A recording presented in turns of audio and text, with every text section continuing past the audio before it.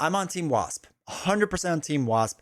Ant-Man's fine. It's not that I hate him or anything like that. I just like Wasp more. I think Wasp is more interesting. I think Wasp is more fun. I honestly think Wasp is better too. But that's just me. I know a lot of people argue with me against that. Whatever. But anyway, I wanted to show off how I play Wasp. And this is a Wasp aggression deck. Now, really quick note, as always, this is not the only way to play Wasp. This is even the best way to play Wasp. This is just a way to play Wasp if you're interested. And this is how I've been playing Wasp recently. So we're going to go through all the cards, or we're going to drop down the table, go through all the cards. Then we're going to do some opening and some closing hands to see how it gets played, get the rough idea. So yeah, let's go down. And oh, before I forget, because I always forget, the link for the deck list will be down in the description on Marvel CDB. So if it's easier for you to see it that way, you can see it that way. But let's go down the table and check out the cards. All right, here it is in all of its glory. So we have all of our Wasp cards down here. We have a little bit heavy allies that I like, and then we have some stuff going on with minions and different things going on. So we'll get into all that and a bunch of different upgrades. So the very first thing are the allies. We have Ironheart. Cheap ally gets us the card draw, which is nice. Moon Girl, which we can only play on alter ego side because of genius, right? We are genius on our alter ego side, which is really nice. So we can play Moon Girl as an alter ego card. After you play Moon Girl from your hand, draw one card for each science resource that you use to pay for it. Now, it'd be nicer if I had more science resources. Like, there isn't a ton in this deck, unfortunately, because the aggression events don't really allow it. But we also do have Queen Carrier, which can hopefully help us out, and Ingenuity that can hopefully help us out. So that stuff can, again, hopefully help us out, and then hopefully we get one more science resource somewhere. So that's kind of the goal with Moon Girl there. And then X, because we do want to flip down, so we're going to be confusing the villain, which is really nice, and then doing some extra thwart, which is also very useful. Now, for aggression allies, we have a Brawn, just to help us remove one threat from a scheme, which is nice. Plus, he's got a lot of health. We are going to deal with some minions, so having Thor in here is really nice because he comes in with tough. And then when Thor attacks a minion, engage a player, you spend an energy resource, which hopefully we can get through like Queen Carrier, or we do have a few energy cards. We can resolve that attack against each minion if need be. Psylocke is going to help us confuse. Right, so it's a 4-2-1-3, enters with 2 silent counters. When Psylocke attacks, remove 1 silent counter from here and confuse that enemy to deal 1 damage to it. So again, confusing the villain. These are like the 2 main ways we're going to be confusing them. And then Wolverine, you all know I really like Wolverine. I think anything that helps get tough off is really strong. I think he attacks for a lot, so I think that's really good. Okay, so for our events, we have Looking for Trouble. Because again, I'm going to discard cards on the top of the encounter deck until a minion is discarded. Put that minion in play, remove 3 threat from the main scheme. This is going to help us thwart, keep that down. And on top of that, we have Into the Fray, which is going to deal 6 damage to a minion. And each excess point, we get to remove 1 threat from the main scheme. These two combo really well together. With Nadia, I don't want to be focused on thwarting that much. She has really good attack, and I want to be leaning into that attack as much as possible. Then we have Clobber, which is deal 3 damage to an enemy. If this is the first card you have played this round, return this card to your hand. It's a really nice way that if you have a double or you have your resource generators, you can do 3 damage, get it back, use it as a resource, or you could use it again if you really want to. And then Surprise Attack. After you change form, deal 3 damage to an enemy, 4 if you used a Fist resource. Now we have a couple Fist resources. Again, Queen Carrier can hopefully pay for that. But we'll be changing from Big Wasp to Little Wasp now and again, so that's when we can use Surprise Attack or, Alter Ego the Wasp. We have all of our doubles, which I don't know why I picked them up. We have Combat Train to add 1 attack onto our hero, which is super nice. Then we have Martial Prowess, which to help us pay for Surprise Attack or Into the Fray or Clobber. This is another way for us to generate a resource, so that's useful. Endurance, we're probably going to be taking some hits, so getting the extra hit points is nice. We have 2 Ingenuities. We can only play it when we're on Alter Ego, but then we're good once we get it in, because we have to be genius, and we can use a science resource or mental resource for that. Crew Quarters for when we go down to Alter Ego, which will happen. We get to heal 1 damage. And then Queen Carrier finally as our resource generator to help us get through all that. So the important things to note with her kit is Pin Particles are really good. Wasp Helmet is really nice to play in general.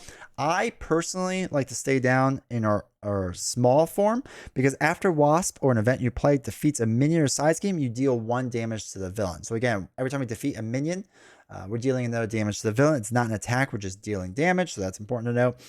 It's also nice then that if you can use it to pop up to rapid growth, and you get +2 to your attack and or thwart. So again, if we have 2 attack, We would get 2 more, and if we have combat training, we can get another one. And then with our attack, we can divide it among enemies as we see fit. So if it wants to be minions or anything like that, that's really nice. The wings are decent. I don't love them, but if you're in tiny form, you can exhaust and take 1 fewer damage. Pinpoint strike is a huge attack for us when we're little, because we'll deal 8 damage with overkill. Wasp sting will deal 5 damage to an enemy. If we're in giant form, it's 4. Divide up however we want. Ant-Man's fine. Room training's pretty good. And that's really it. Oh, and then giant help. Remove 3 threat from the scheme. Remove 4 among ones you want if you're in giant form. So I generally like to stay in small form and then pop up when needed. So this is the rough strategy, right? We talked a little bit about it, but we want to get resource generators out there. That's going to help us pay for all these cards because Wasp has so many great cards. You want to play all of them.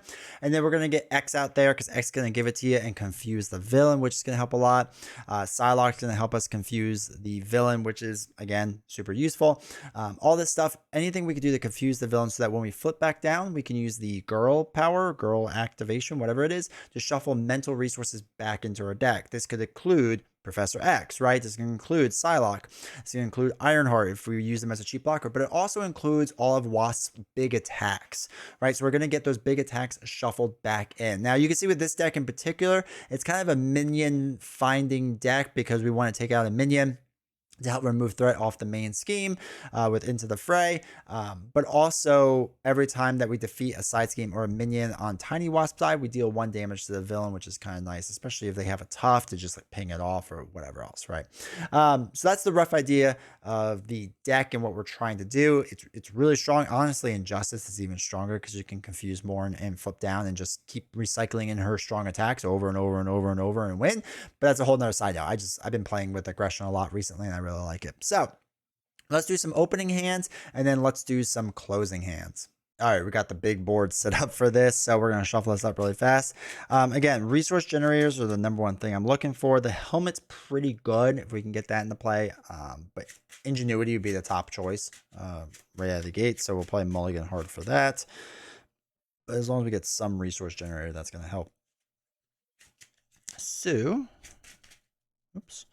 All right, so we get our 6 cards. 1, 2, 3, 4, 5, 6.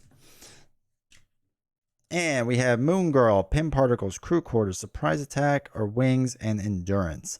Moon Girl we can play now, which is nice. Pin Particles could be good. The rest of this I'm going to throw away. I'm going to throw away those 4 cards. I'm going to go 1, 2, 3, 4. There's Ingenuity. Okay, cool. So we are on our genius side. What we can do first, no, we're not going to do that yet. What we're going to do first is throw away, because Moon Girl's not going to work yet, I think. So we'll throw away Moon Girl in a rapid growth to play Ingenuity, right? Because we have a genius trait, so we're going to do that. Now we're going to use our action to shuffle 2 of your mental resources back into your discard, or from your discard pile back into your deck. So we'll take Moon Girl and Crew Quarters, and let's shuffle them back in right away. That's one of the things I don't mind using Moon Girl right now because we can flip down later. That's not a big deal. But we have a resource generator, which is super nice. And then we can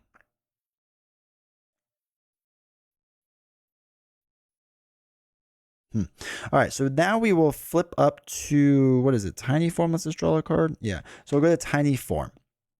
Now we're going to use Ingenuity and Pin Particles to play Red Room Training. So when we're in tiny form, we get to draw a card, which is a double. Well, that doesn't always work out. And now we get Red Room Training, which states that while we're in tiny form, your basic attacks gain piercing. And then when you're in giant form, you gain retaliate, which is kind of cool. Then we'll use a double to play combat training.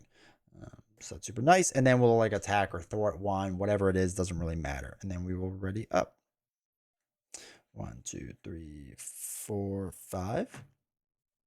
All right, so we have Thor, Giant Help, Professor X, Wasp Helmet, Wasp Sting. Okay, cool. All right, so they would do whatever. Let's say they attack us. They do a little bit of damage. That's fine. Doesn't matter too much. We would get piercing, which is cool. So what I would use right now is I would throw away Wasp Sting and Giant Help and exhaust Ingenuity to play X to confuse the villain. And again, we're throwing away Science Resources, which is fine. So he would thwart a fair amount, which is nice. We would probably at this point just attack with our 2.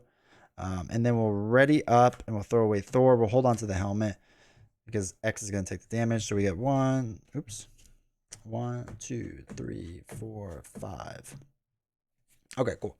So again, X would take the damage. He's knocked out. That's good to go. Now it's our turn. I would throw away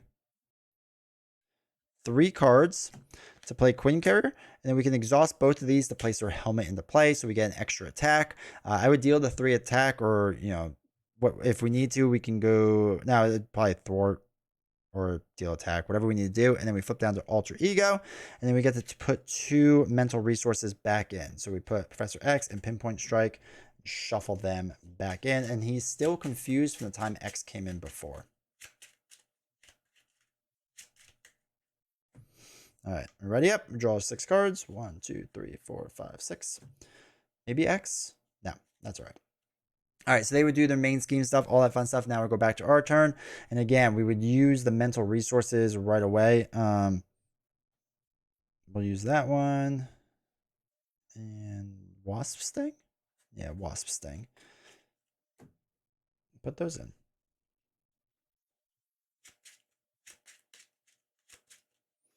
All right, cool. Okay, so I would go up to Tiny Form again. I would use a double to play Clobber to deal damage. It's the first card we play, so we get it back to our hand. And then what we can do is I would probably use Pinpoint Strike to make sure we do all the damage that we can. Exhaust those 2 and use Pin Particles, which lets us draw a card. We do a ton of damage at this point. Knocks them out, which is super fun. Oh, geez. We're 1 resource short of what we need, which stinks. I'd probably just throw away these 2 to play Giant Help to just remove threat if need be. And then we can attack and whatever. And then again, we probably get Psylocke out next turn because we would get 1, 2, 3, 4, 5. Probably do Psylocke next turn. Maybe flip down to get Moon Girl. Actually, just for fun, if we were next turn to just flip down. We play Moon Girl, exhaust both of these, throw away a Wasp Sting. We would get to draw 1, 2, 3 cards. We get X into play. And then our big attack. So we could do 1, 2, 3, 4 to put Psylocke into play. Psylocke can attack and can confuse the enemy, right? We're still holding on to X. We could shuffle 2 of our cards back in. So we could be these 2, right? Shuffle them back in. The enemy's confused, and it would be our turn. So it'd be 2, 3, 4, 5. Like, we're doing really well now. And then we would shuffle 2 more in there if need be. Probably like Wasp Sting and maybe something else. Yeah, Giant Help. Shuffle them back in, right? And then flip back up and start playing again Tiny Form. We have another Pinpoint Strike. Psylocke can do things. We can throw X out there. There's a ton of different options we can have, but we're kind of really flying through things now. So anyway, that's the rough idea. You can tell I don't go to Giant Form that often with Wasp. I really like staying down the Tiny Form because I think she's a lot more versatile. The big thing is when you do want to flip up, I use it a lot to... If there's several minions on the table, or there's like different like things I need to thwart off of where you can divide up, that's super useful as well. All right, so let's say we're a bit further along, right? So we're still built out roughly the same. Wasp Helmet, Combat Training, Red Room, Queen Carrier, and Ingenuity. We're hero side. Psylocke's in play. 1, 2, 3, 4, 5. And the villain has 2 life left. So, all right, cool. Okay, so the first thing I would do is I am swinging for 3 right now, so we're probably not going to do that. Let's say it's the villain. Let's say we still have 1 counter on, and we could do 1 damage plus 1 extra 1 for the psionic counter, so that brings him down to 18 life. And let's say that knocked out Psylocke, right? Let's just say Psylocke was knocked out, because why not, for fun. I am then going to use both Queen Carrier and Ingenuity, play Clobber to deal 3 damage, brings it down to 15. This goes back in our hands, the first card we played. I am then going to play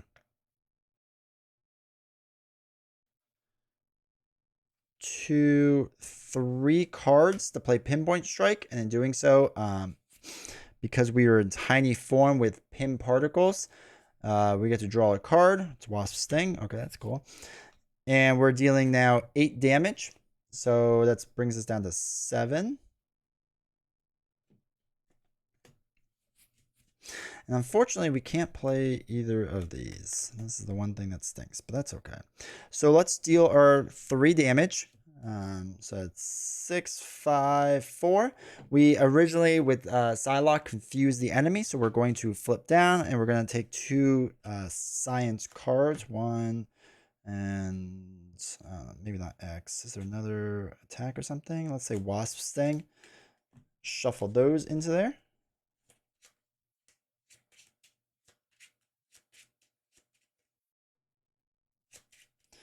And then ready up. I'm going to throw away Ironheart. Draw 3, 4, 5, 6. And we have more than enough to win now. So they're confused. Nothing would really happen there. We would all have to do is just flip up to this side. We can use, I don't know, 3 cards, play Pinpoint Strike. We would get to draw a card as well. It's a Thor. We deal more than enough damage. We could swing and do more damage. And then we could also throw away 2 cards, play Wasp Sting. We still have resource generators. So we could have been a little more efficient if we really wanted to. But once you're kind of built out, that's confusing the villain. And then being able to flip down to when you have a smaller deck, put in those Pinpoint Strikes or Wasp Stings is going to help out a lot. That's going to be really, really key. And again, 2 resource generators really helps. Combat training with your helmet helps a lot. And if you have to, flip up to giant form, because with our helmet, we get +1 threat reduction. So we would get 3 thwarting ability, and we can divide it however we choose. So this way, if there's side schemes that come out, whatever that helps us, we are able to shuffle X and Psylocke back in with our girl action power. So shuffle them in, get them back into the deck, recycle, repeat, win the game. Well, there you have it. This is one way to win with Wasp. There's many ways to win because she is so incredibly good. But no, honestly, a lot of people don't play her aggression because it is a little bit weird. I do think Justice is her best form. She can rush pretty well if you need her to, which is interesting. But I like I said, I like Wasp. I like Wasp a lot. I think Wasp is a lot of fun.